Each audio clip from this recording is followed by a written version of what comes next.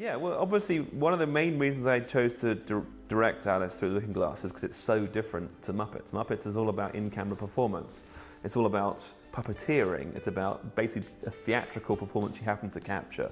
Whereas this has elements of that. So we have a lot of live action, but obviously a huge amount of CG as well. We have a lot of CG characters, we have CG environments to work in. So for me as a director, it felt like a good challenge to try and work in this environment and see what happens.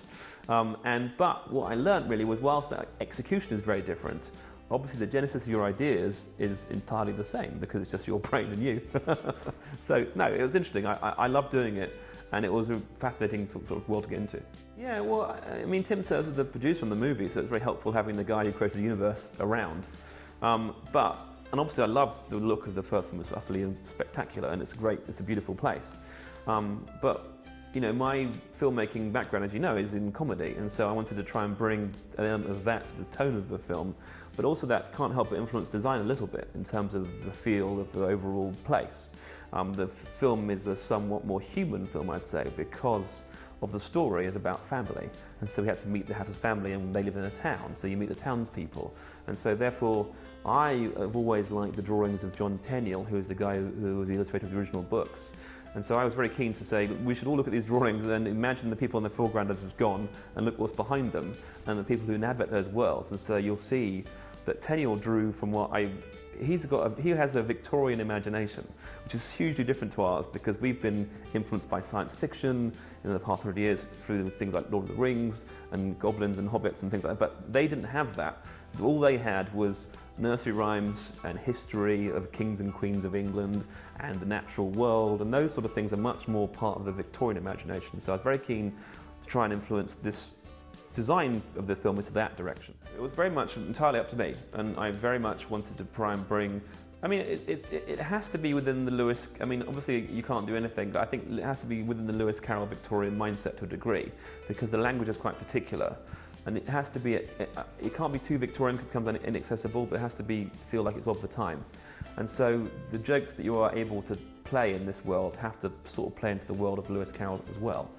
But, you know, it's part of my head because Lewis Carroll is like Monty Python, and I grew up in Monty Python, so it feels very similar to me. So it feels like it's clever language play, it's uses of words, it's double meanings, it's all that stuff. And I love that anyway. I mean, we did that on Muppets all the time, puns, you know, jokes. And we can do that in Alice too. And so whenever we can, we try and do that. Well, it's like your humour is formed from so many different sorts of humour. You know, I can do like Muppet fall over jokes, or I can do Concords jokes in music, or I can do Ali G jokes, which are completely different about satire. And this is just a specific kind of absurdist sense of humour. And so it's sort of language, it's more language involved than anything else. I don't design it that way, it just, the characters come up and I think, I know who would be good for that character. And with Brett doing the music Muppets, he wrote such great songs, and I knew he'd be good at that. So I don't really plan it to be the way, but it happens that way, so maybe I'm subconsciously making it happen. Because I do love it. It's obviously fantastic to work with people. I mean, I'm lucky to have friends who are very talented. So why not draw upon that? It's hard because I feel you have to have a justification for it. So sometimes it works really well and it can be very interesting, and some things should be just left alone. It just depends. Obviously there's the Marvel Cinematic Universe works incredibly well, but in the comic book world they've done it already. So there's a template for that, so that's straightforward. In other realms it's harder because it feels like there's going to be a clash of styles or a clash of worlds that all won't fit. But sometimes it really does work. There's a film I'm currently working on, which is Men in Black meets Jump Street, which is going to be hilarious because those two worlds overlap in a very interesting way. And so you can just devise an original film from those two ideas in a very interesting way. ¿El tiempo es un hombre? Es alguien que no te conviene como enemigo.